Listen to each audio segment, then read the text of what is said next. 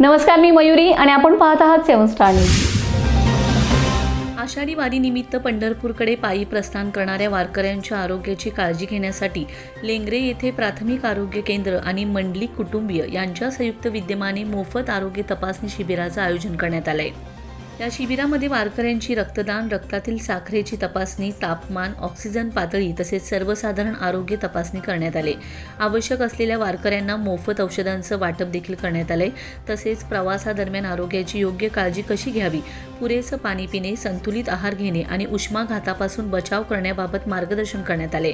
या उपक्रमामुळे अनेक वारकऱ्यांना वेळेवर वैद्यकीय सेवा मिळाल्याने त्यांनी प्राथमिक आरोग्य केंद्राच्या वैद्यकीय अधिकारी, आरोग्य कर्मचारी तसेच नानासाहेब मंडलिक व कुटुंबियांचं मनपूर्वक आभार मानलेत.